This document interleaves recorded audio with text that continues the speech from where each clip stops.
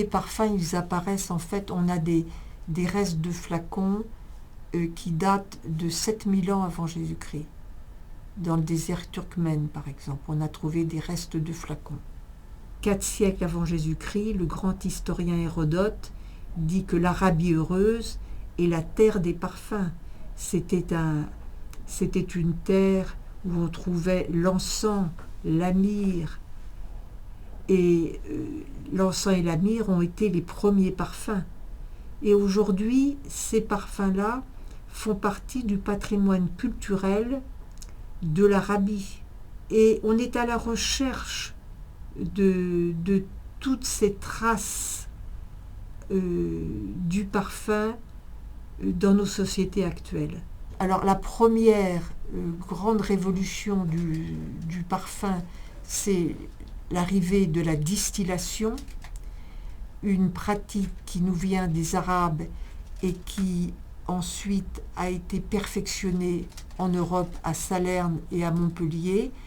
Et le premier parfum qui est fait avec cette technique de la distillation parvient en Europe en 1370, c'est la fameuse eau de la reine de Hongrie, qui est à base de romarin, de fleurs de romarin et d'un alcool très léger, l'esprit de vin.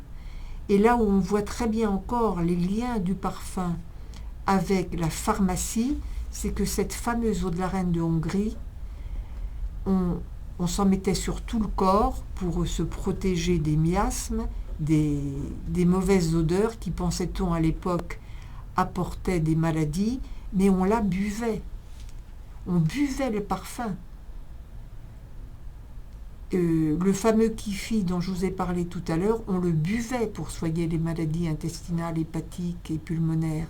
Donc le parfum était bu, aspergé sur tout le corps pour que l'individu présente au monde une nuée aromatique, une sorte de cocon aromatique qui le protégeait des mauvaises odeurs et des miasmes.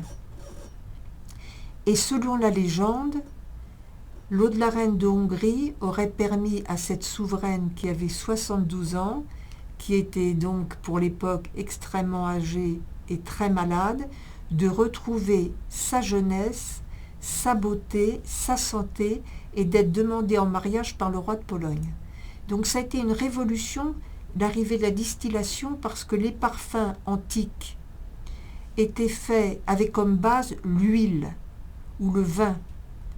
Et l'eau de la reine de Hongrie est faite avec la distillation, l'appareil à distiller, vous voyez. Et donc ça donne des produits moins lourds, beaucoup plus légers. Et ça a été un triomphe, cette eau de la reine de Hongrie. On l'a portée jusqu'à la fin du XVIIIe siècle. La seconde grande étape dans la parfumerie, c'est évidemment l'arrivée de la synthèse dans la seconde partie du XIXe siècle, parce que les produits de synthèse vont commencer à remplacer les produits naturels, et aussi les produits de synthèse permettent d'avoir des notes nouvelles que les parfumeurs ne trouvent pas dans la nature. Et c'est ce qui explique aussi le triomphe du numéro 5 de Chanel, qui intégrait des aldéhydes, ce qui donnait aux ingrédients naturels comme la rose, le jasmin, une odeur tout à fait particulière.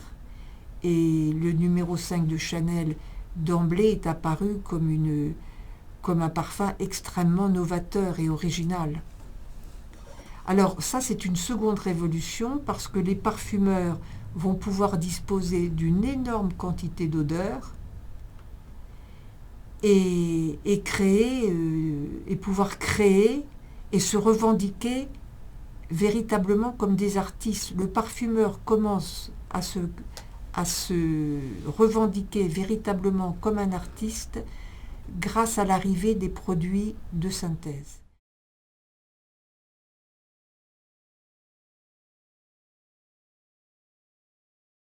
La formulation de fragrance est un art, bien sûr, et ce n'est pas par hasard si le parfumeur s'est rapproché au XIXe siècle du compositeur de musique.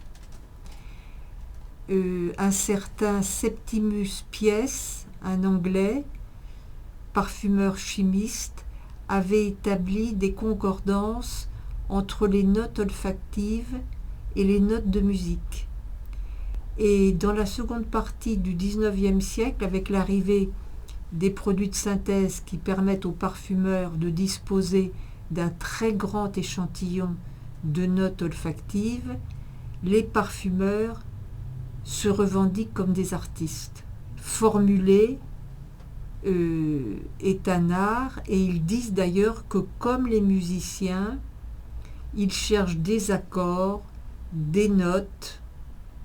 Comme l'écrivain, ils utilisent les notes olfactives à la place des mots, et ils font tous ces rapprochements avec des arts qui bénéficient de la propriété intellectuelle et artistique, ce qui n'est pas hélas encore le cas pour l'activité du parfumeur, parce qu'il y a des obstacles sans doute qui viennent aussi de l'industrie du parfum, et puis des préjugés qu'il y a eu sur l'odorat, dont je vous ai longuement parlé. Mais aujourd'hui, de façon souterraine, cette reconnaissance officielle du parfum comme une création artistique est en train de se faire. Cette exposition qui a eu lieu au ministère de la Culture en 2010 et dont j'étais commissaire l'a bien montré. Pour la première fois, les parfumeurs-compositeurs entraient au ministère de la Culture et étaient décorés par le ministre. Donc vous voyez, c'est en train de se faire souterrainement. Et cette reconnaissance artistique du parfum, en fait, les parfumeurs ont toujours été reconnus comme des artistes. Au temps de Louis XIV, beaucoup d'entre eux vivaient à la cour. C'était des personnages très importants qui étaient très proches du roi. Donc les parfumeurs ont toujours été reconnus comme des artistes. Mais encore en France, leur activité ne bénéficie pas de la propriété intellectuelle et artistique, puisque la Cour de cassation, encore en 2009, leur a refusé cette protection. Mais ça va aboutir, j'en suis certaine.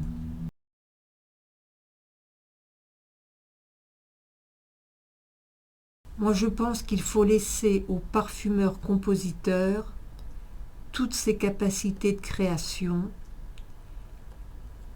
Il faut le laisser créer ce qu'il a envie de créer, en mettant à sa disposition les matériaux dont il a besoin. Il faut surtout ne pas lui donner toutes les directives qui souvent l'accablent. C'est ça que je pense qu'il faudrait améliorer.